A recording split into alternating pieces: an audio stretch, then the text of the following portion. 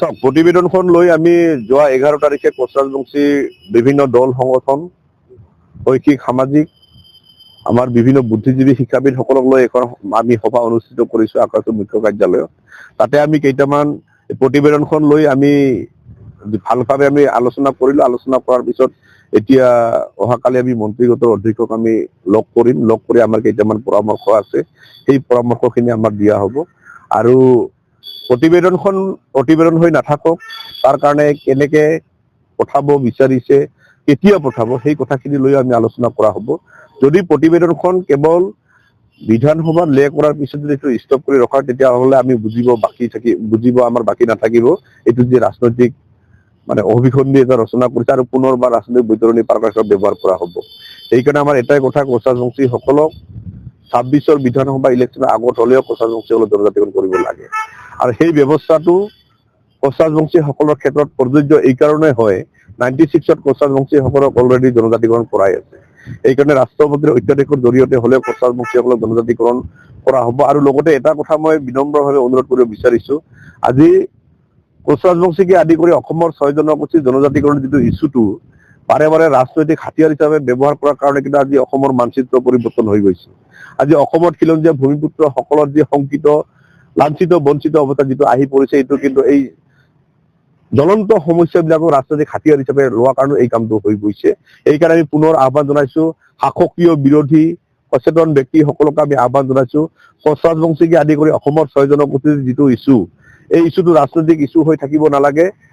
অসমৰ যেতিয়া জ্বলন্ত সমস্যা ৰূপে পৰিগণিত হয়, এইটো সমাধান হোৱাৰ কাৰণে সকলোৱে আগভাগ লৈ এইটো কাম কৰিব লাগে। আজি যোৱা কেইদিনমান আগত আমি দেখিবলৈ পাইছো, যেতিয়া ৰাজ্যসভাত বীৰেন্দ্ৰ প্ৰসাদ বৈশ্য ডাঙৰীয়াই ৰাজ্যসভাত বিলখন উঠাইছিল, তেতিয়া আমি কংগ্ৰেছৰ যিবিলাক সাংসদ আছিল তাতে কিন্তু আমি এটা হুলস্থুলীয়া পৰিৱেশ কৰা আমি দেখিবলৈ পাইছো। এই কাৰণতে আমি এটা কথা ক'ব বিচাৰিছো, ৰাজনীতি আৰু কৰিব নালাগে অসমৰ 6 জনগোষ্ঠীক জনজাতিকৰণৰ এই ইছ্যুটো লৈ।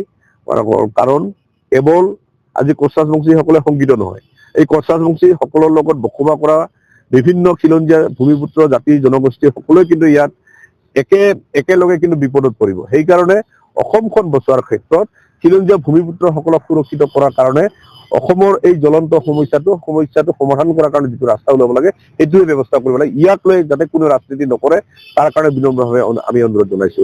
যদিওবা শেহতীয়াকে হ'লেও অসমৰ মাননীয় মুখ্যমন্ত্ৰী ডাঙৰীয়া আমি সদিচ্ছা এটা দেখিবলৈ পাইছো। এইটো আশা আছে, বিশ্বাস ৰাখিছো যাতে 26ৰ বিধানসভা ইলেকশ্যনৰ আগত কোচৰাজবংশীসকলক জনজাতিকৰণ কৰাৰ যিখিনি ব্যৱস্থা, সেই ব্যৱস্থাখিনি অতি সোনকালে কৰে। চাওক, ৰকিবুল হুছেইনৰ যিটো মন্তব্য আহিছে, 3 বছৰ কেন্দ্ৰৰ লগত জনজাতিকৰণটো লৈ কোনো আলোচনা হোৱা নাই, এইটোতো সঁচা কথাই। যেতিয়া আমি 22 চনত আমি জনজাতি পৰিক্ৰমা মন্ত্ৰীক আমি লগ কৰিছিলো, তেতিয়া আমাক এটা কথাই কৈছিল কি, কেন্দ্ৰৰ ফালৰ পৰা কৰিবলগীয়া আপোনালোকৰ একোৱেই নাই, আপোনালোকে অসমৰ ফালৰ পৰা যদি প্ৰতিবেদনখন আহে তেতিয়াহ'লে আমি কৰিব পাৰিম। এই প্ৰতিবেদনখন যিহেতু যোৱা 29 তাৰিখে এইটো মানে বিধানসভাত উঠিছে, এইটো সকলোৱে গমেই পায়। সেইকাৰণে আমি এটা কথা ক'ব বিচাৰো, ক্ৰেডিট কোনেও ল'ব নালাগে। আৰু যিটো জ্ঞাত সকলোৱে গমেই পায়, সেইকাৰণে আমি এটা কথাই কৈছো কি, চৰকাৰক প্ৰতিবেদনৰ নামত আপোনালোকে 5 বছৰ অলৰেডি সময়টো খালে। এতিয়া একদম অন্তিমত আজি 2-3 মাহ 4 মাহ আছে, এই 2-3 মাহ 4 মাহ আগত আপোনালোকে প্ৰতিবেদনখন উঠালে। যদিওবা পলম হৈছে, এতিয়া যোৱা সময়খিনিক আমি ঘূৰাই আনিব নোৱাৰো, তথাপিতো এতিয়া এই সময়খিনিত যাতে অথলে নাযায় আৰু ৰাজনীতি কৰি যাতে নকৰে, সঁচাকে যদি সদিচ্ছা মনৰ ভাৱটো প্ৰকাশ যিটো কৰিছে, এইটো যদি অন্তৰৰ পৰা হৈছে, তেতিয়াহ'লে এইটো বাস্তৱসন্মত ৰূপ দিয়াৰ কাৰণে আমি আহ্বান জনাইছো। আৰু ইয়াত ৰকিবুল হুছেইনে যেনেকে বিভাগীয় মন্ত্ৰীৰ পৰা যিটো মানে প্ৰশ্নটো উত্তৰ বিচাৰিছিলে, সেই উত্তৰটো যেনেকে পাইছে, আমি ৰকিবুল হুছেইন ডাঙৰীয়াকো এটা কথা ক'ব বিচাৰিছো, আপোনালোকৰ ফালৰ পৰা সদিচ্ছা প্ৰকাশ কৰক, হেঁচা প্ৰয়োগ কৰক। এই প্ৰতিবেদন হৈ থাকিব নালাগে। প্ৰতিবেদনখন দিল্লীলৈ গৈ 6 জনগোষ্ঠীৰ জনজাতিকৰণৰ সমস্যাটো যিটো ইমান দিন মানে সমস্যা হৈ আছে, এই সমস্যাটো সমাধান হোৱাৰ কাৰণত একেলগে থাকি অসমখন বচোৱাৰ কাৰণে আপোনালোকেও আগভাগ ল'ব লাগে।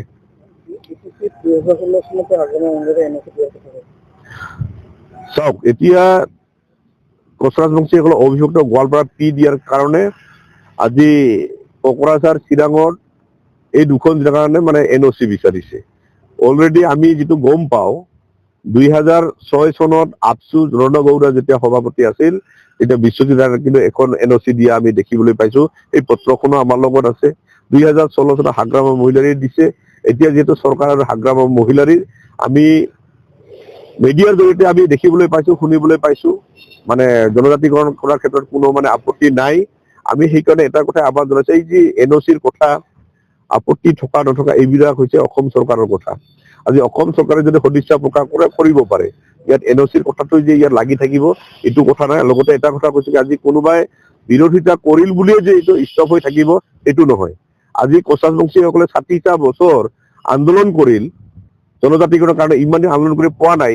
কোনোবাই যদি আৰু 10-15 দিন আন্দোলন কৰি যদি ষ্টপ কৰিব পাৰে এইটো মানে কথাই হ'ব নোৱাৰে, এইটো সদিচ্ছাৰ কথা। আমি ভাবো চৰকাৰে এইবাৰ আমাক সদিচ্ছা যিটো দেখাইছে সেইটো সমাধান কৰাৰ কাৰণে ৰাস্তাটো উলিয়াবই, আৰু যদি নুলিয়াই আমি তেতিয়াহ'লে কোচাবংশী সমাজে ইলেকশ্যনৰ আগত যি ব্যৱস্থা কৰিব লাগে সেই ব্যৱস্থা কিন্তু কোচাবংশী সমাজে এইবাৰ কৰিব। ইয়াত কোনো এজন কোচাবংশী সাধাৰণ শ্ৰেণীৰ ব্যক্তিক আজি প্ৰলোভিত ৰাজনৈতিক ডাঙৰ কথা কৈ কাকো ইয়াত বুজাই হাত সাৰিব নোৱাৰে। এইবাৰ কোচাবংশীসকলৰ এটাই সিদ্ধান্ত লৈছে, ইলেকশ্যনৰ আগত কোচাবংশীসকলক জনজাতিকৰণ কৰিব লাগিব। ইয়াত বিলৰ জৰিয়তে আহক, ৰাষ্ট্ৰপতি অধ্যাদেশৰ জৰিয়তে হওক, মোটামুটি কৰিব লাগিব, চিধা কথা।